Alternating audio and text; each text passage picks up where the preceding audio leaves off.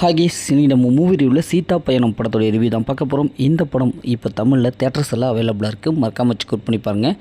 Action king Arjun sir இந்த படத்தை வந்து டைரக்ட் பண்ணியிருக்காங்க. அவங்க பொண்ணு இந்த படத்தை நடிச்சிருக்காங்க. இப்போ இந்த படத்தோடைய கதையை பார்த்துடலாம். இது ஒரு ரொமான்டிக் ஃபீல் குட் மூவியாக வெளிவந்திருக்கு. இந்த படத்தோடைய ஹீரோயினி சின்ன வயசுலேயே அம்மா இறந்துருப்பாங்க. அப்பா மட்டும்தான் வளர்த்திட்டு வருவாங்க. இவங்க பெரிய பொண்ணாயிருவாங்க. அதுக்கப்புறம் இவங்களோட லைஃப் நல்லாவே தான் போயிட்டுருக்கும். ஒரு நாள் இவங்க ஜாலியாக அப்படியே ஒரு ரோட் ட்ரிப் போவாங்க. பைக் எடுத்துகிட்டு அப்படியே போயிட்டுருப்பாங்க. அப்போ தான் வழியில் ஹீரோவை சந்திப்பாங்க.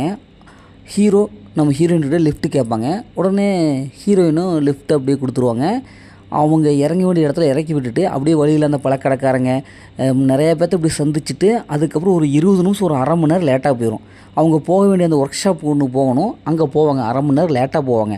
அப்படி போனதால் ஒரு 5 நிமிஷத்துக்கு முன்னாடி திடீர்னு பார்த்தா அந்த இடத்துல ஒரு பெரிய ஆக்சிடென்ட், ஒரு சிலிண்டர் வெடித்து சிதறிடும். அரை மணி நேரத்துக்கு முன்னாடி போயிருந்தாருன்னா நம்ம ஹீரோயின் அவ்வளோதான் காலி. அரை மணி நேரம் கழித்து போனங்காட்டியும் ஹீரோயின் தப்பிச்சிருவாங்க. உடனே இவங்களுக்கு ஒரு ஐடியாவை தோணும். என்னென்னா, அந்த அரை மணி நேரத்தில் சந்திச்சு எல்லாத்துக்கிட்டையும் நன்றி சொல்லணும் அப்படின்னு சொல்லிட்டு தன்னுடைய பயணத்தை தொடங்குவாங்க.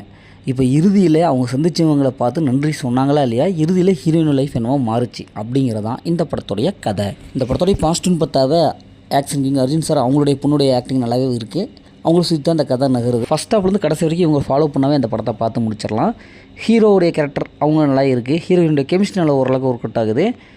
அதேமாதிரி படத்தை நடித்த எல்லாமே சூப்பராக பர்ஃபார்ம் பண்ணியிருக்காங்க. சத்யராஜ் சார், பிரகாஷ்ராஜ் சார், இப்படி எல்லாருமே வந்து அவங்களுக்கு கொடுத்த கரெக்டான ஒரு கேரக்டர் நல்லாவே பண்ணி கொடுத்துருக்காங்க.